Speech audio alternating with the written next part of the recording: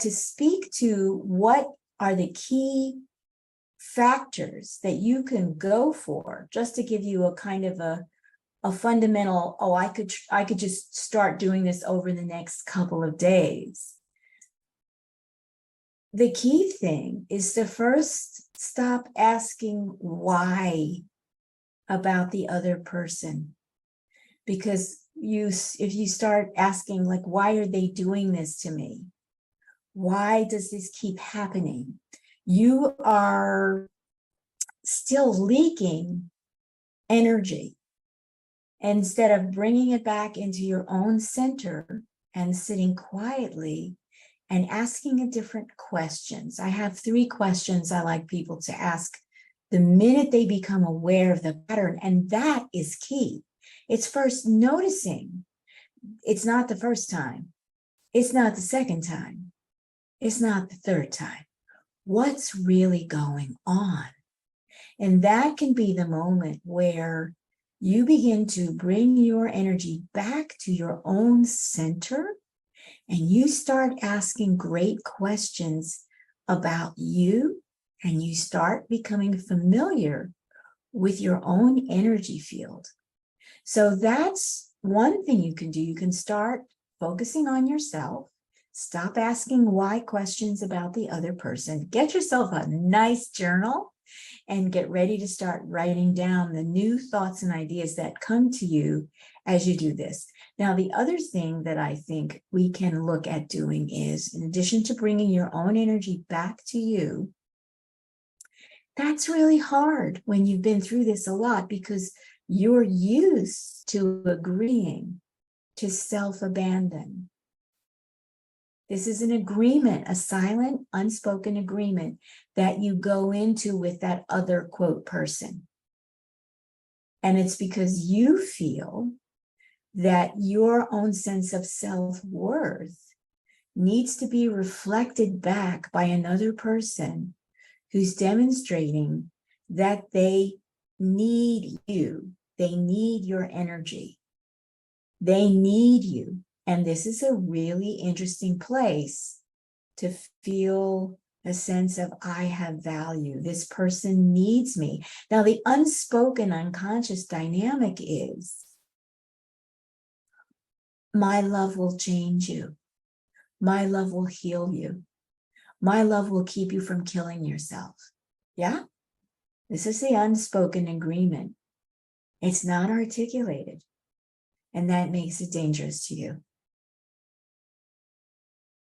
Because you're going to keep going for people who have those dynamics going on, where they don't have enough self-love and power in their own center.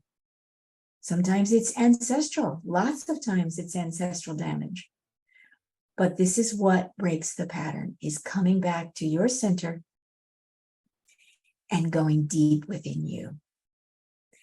And realizing that the love that you so desperately want to be known for and acknowledged for and cherished for and valued for is a love that you're going to give to yourself.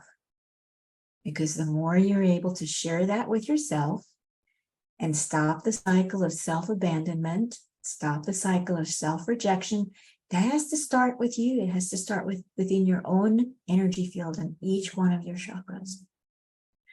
That's how we begin to break it.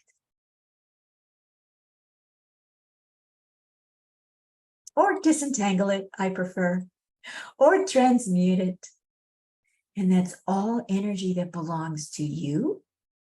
And when you bring it back into yourself, then you have it to bring to your purpose for being, with less and less interference, with less and less entanglements of people who are subtly rejecting, or who are in and out, or who are inconsistent, or who say they will support you but then don't really do that, and who take up your time and energy in ways that are unfair and not in balance, where you're giving more than you're receiving. This is the pattern. Are we just, if this is, you can check these boxes that I've just described, then we're coming to meeting ground here, which is very helpful.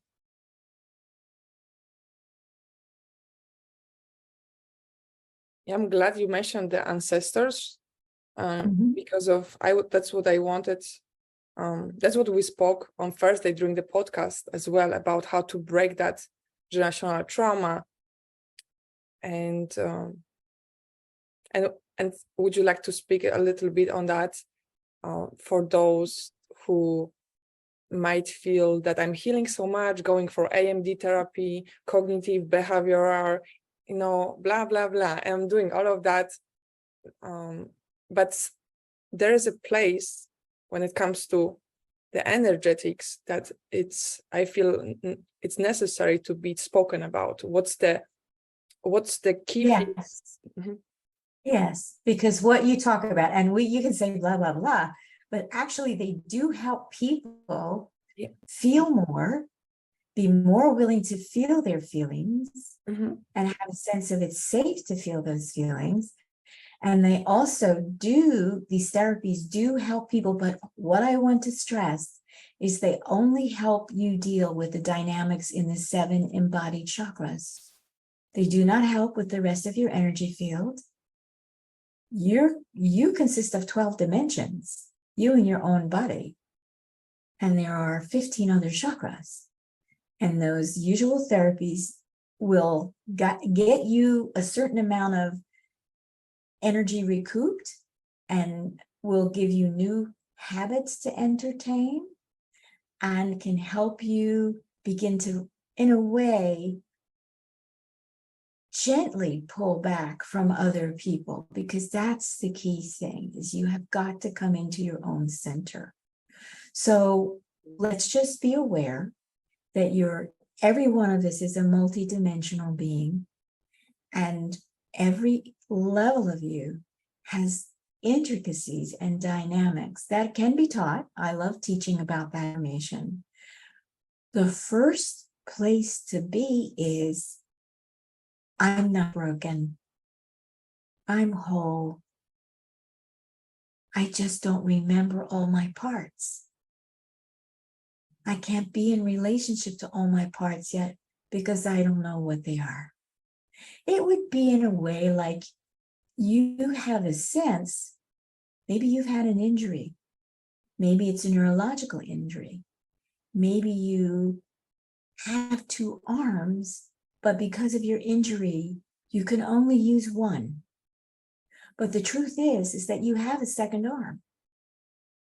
And the healing process would bring you to the point where you're reconnected to the second arm and suddenly you can feel it and use it again. Well, that's like the rest of you in your multidimensionality. You have damage, and these relationships do damage you, but when it's ancestral, it's as if over generations, first, the people in your line were born with 2 legs but no feet, and they had 2 arms and hands. Then the next generation had no feet and 1 leg. They still had 2 arms and 2 hands. And then the next generation had no legs, no feet, but they still had 2 arms and 2 hands. And then the next generation had 2 arms and 1 hand. And then the next generation had 2 arms but no hands. And the next generation had 1 arm. And then the next generation just had torso and heads. And if you look at what's going on digitally, isn't that what we've become? We've become torso with heads. That's what the digital world is doing to us. It's really interesting when you actually begin to see it for what it is. So that's the ancestral piece. And what I shared with Anastazja, when we're dealing with the ancestral lineage, that's a matter of DNA. That's a matter of what's in your DNA strands. And those of us who are here and we're aware that we're carrying a big job that we want to do, something that we're really passionate about, that information is coming at you straight from your own DNA. And so as you're feeling that passion and you're sharing that energy and you're connecting with other people around it and you're developing it and you're growing it, you're also developing the potential within your own DNA. And as I mentioned to Anastazja, then in this lifetime, many of us have been in this relay race, and all of our ancestral lineages have been going around this track and going around the track and passing the baton to the next generation and the next generation and the next generation. And some of us know that we have been passed the baton, and when we cross the finish line, that's it. We have done all the work for our ancestral line when we cross that finish line, and we're going to do it in this lifetime.